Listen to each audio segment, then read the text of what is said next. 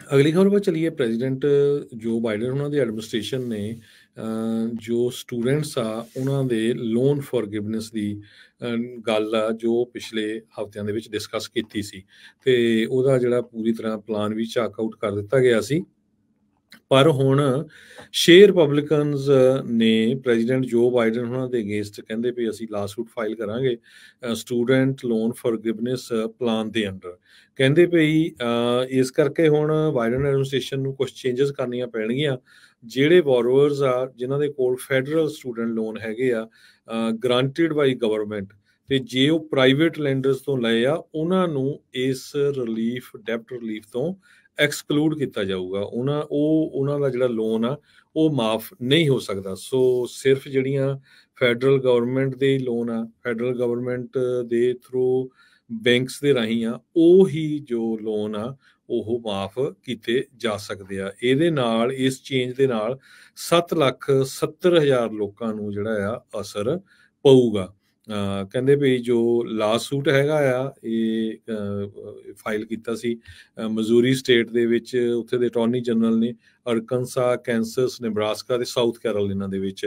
ਸੋ ਇਹ ਲੋਨ ਫॉरगिवनेस ਦਾ ਜੋ ਗੱਲਬਾਤ ਆ, ਇਸ ਨੂੰ ਇਹ ਲਾਸੂਟ ਕਾਫੀ ਜ਼ਿਆਦਾ ਹਰਟ ਕਰੂਗਾ। ਸੋ ਇਹ ਆਉਣ ਵਾਲੇ ਦਿਨਾਂ 'ਚ ਜ਼ਰੂਰ ਆਪਾਂ ਸਰੋਤਿਆਂ ਦੇ ਨਾਲ ਸਾਂਝੀ ਕਰਾਂਗੇ ਵੀ ਕਿਹੜੇ ਕਿਹੜੇ ਲੋਕ ਕੁਆਲੀਫਾਈ ਕਰਦੇ ਹੈਗੇ ਆ ਤੇ ਕਿਹੜੇ ਲੋਕ ਜਿਹੜੇ ਕੁਆਲੀਫਾਈ ਨਹੀਂ ਕਰਦੇ ਹੈਗੇ।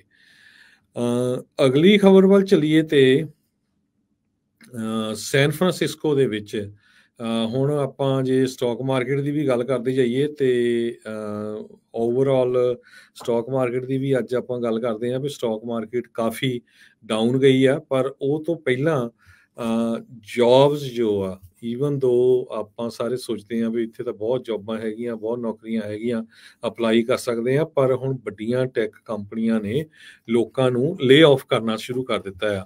ਅੱਜ ਸੈਨ ਫਰਾਂਸਿਸਕੋ ਦੀ ਡੋਕੂਸਾਈਨ, ਇੱਕ ਬਹੁਤ ਵੱਡੀ ਟੈਕਨੋਲੋਜੀ ਕੰਪਨੀ ਆ, ਉਹਨਾਂ ਨੇ ਆਪਣੇ 9% ਵਰਕਫੋਰਸ, ਟੋਟਲ ਉਹਨਾਂ ਦੇ 7461 ਇੰਪਲਾਈ ਆ, 17 ਆਫਿਸਿਸ ਆ, ਤੇ ਉਹਦੇ ਵਿੱਚੋਂ ਉਹਨਾਂ ਨੇ 671 ਲੋਕਾਂ ਨੂੰ ਲੇ ਆਫ ਕਰ ਦਿੱਤਾ ਆ। ਸੋ ਇਹ ਜਿਹੜੀ ਡੋਕੂਸਾਈਨ ਕੰਪਨੀ ਆ ਕਹਿੰਦੇ ਪਈ ਸਾਨੂੰ ਇਹਦੇ ਨਾਲ 30 ਤੋਂ 40 ਮਿਲੀਅਨ ਡਾਲਰ ਦੇ ਕਰੀਬ ਫਾਇਦਾ ਹੋਊਗਾ ਲੇ ਆਫ ਕਰਕੇ। ਸੋ ਡੋਕੂਸਾਈਨ ਬੜੀ ਵੱਡੀ ਕੰਪਨੀ ਆ। ਇਹਨਾਂ ਦੇ offices Seattle, London, Israel, Tokyo ਦੇ ਵਿੱਚ ਹੈਗਾ ਆ।